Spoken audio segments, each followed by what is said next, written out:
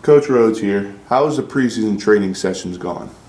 Absolutely wonderful. The team came in pretty good shape, and that's always kind of the big question coming back from the summer, whether or not they're going to be ready to go and kind of how quick and how far we can push them early. They responded tremendously so far. It's probably been one of the best preseasons that I can remember in a long time. So continuing with preseason, what have you concentrated on in the preseason, like workout-wise?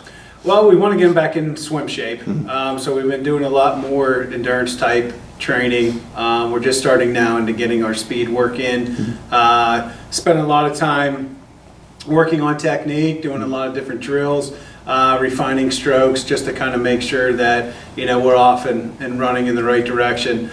Spent a lot of time in the weight room, in dry land. So just kind of getting everything going together. Gotcha. It's a long season. What do you do to make sure your swimmers don't get burned out too early or they don't peak too early as well? Well, it's kind of, we break it down, not necessarily just one full season, but we kind of have like 2 seasons, if you will. So first semester, our focus is our Worcester Invitational. So we'll be focusing on having all of our fast swims pretty much during that time. So we're getting ready here to start our taper in a couple of weeks, and that kind of keeps everybody motivated. Giving a little bit of time off in between sessions is good. Let them go home, kind of get that mental break, get back up here in January, and then the focus is, the conference and national. So, I think we do a good job breaking it up for them. They understand that it's a long season. They understand it's going to be grueling, but at the same time, if they want to be successful, this is what we do. Let's just review some of the different strokes. Talk about the top swimmers in each of those strokes in those events. Like the freestyle, the backstroke, the breaststroke. Okay. If we're looking at our butterflyers, for the women, Yana's going to be, helping us out there. What's nice about her is we can kind of throw her into anything. So she's going to be relied on heavily with the strokes, with butterfly back and breaststroke especially. We have Nicole Kadlasek, she's coming back. She did very well last year. Caitlin Dager in the fly is going to help us out. And then we have a couple new freshmen that we're going to throw in and kind of see, what they can do. On the men's side, Jackson, he's returning, and he's super close to our school record.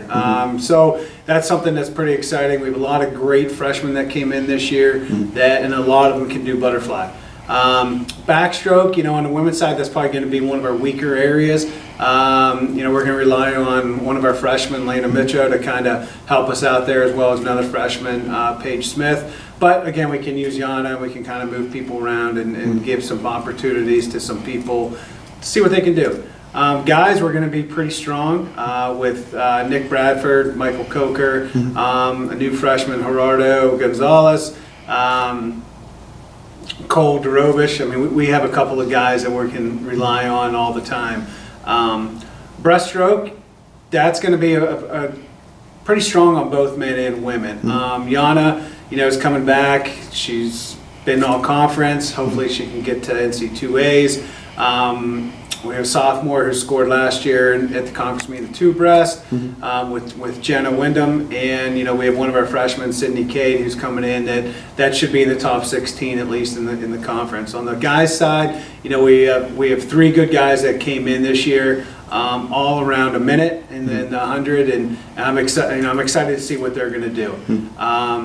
Freestyle, it's with our sprinters. Our sprinters are really strong on the women's side. Led by Caitlin Capaco, Caitlin Dager, and then we have a freshman coming in, Michaela Shu, who's going to be probably in the top, definitely top 8, I would say, in the conference. So that's really exciting. Plus, we have a number of girls that we can throw in there and do very well, whether it be the 100, the 200. Gabby came in, did a great job last year. Paige is training super well right now. Rachel Roscoe, she's doing wonderful. So our freestyle, I think, is going to be pretty solid. On the guy side, we have a great group of freshman guys that came in, and they're going to kind of carry the way for us in our freestyle events. Luke Edmonds, Ted Kinney, they're going to be kind of our sprinters. You know, with the 50, the 100. 200, we might be a little bit thin, but we're going to have guys that I know are going to step up into that role and, you know, do very well for us. You know, Caleb, we're hoping that he can kind of get things turned around a little bit from last year and, you know, do very well again this year for us. So all in all, I think that we have a pretty solid lineup, and to me, that's what's super exciting about, you know, going into this year. You talk about Jackson, you know, being so close to breaking that record. What does he need to do to break that record and also take the next step to be elite? I think just kind of get out of his own way. The guy has tremendous talent. His underwaters are absolutely fabulous. He just kind of gets worked up a little bit, you know, and kind of like I say, he gets in his way. If he can just jump in and swim and do what I think he's capable of doing, he's definitely going to break the record and be one of the top flyers in the conference. What must Caitlin Capaco do to take the next step and also become an All-American for you guys? You know, she took a big step last year in qualifying for nationals. I mean, that in itself is an unbelievable achievement.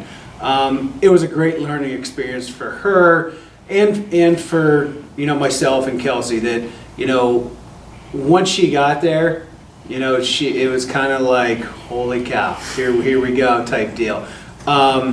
She had a great first 25, and the thing about the 50, I mean, it's a down and back. You're only swimming for 23, 22 seconds.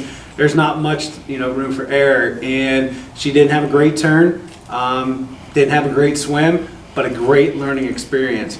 And what it's done is really has kind of created a beast inside of her, that she knows she can compete at that level. She knows that she's fast enough, and she wants to get back there and do some damage. And so her summer training has been wonderful. She stayed up here, did some stuff, and, you know, really has just excelled this year so far. So I'm really excited to see what she's going to do.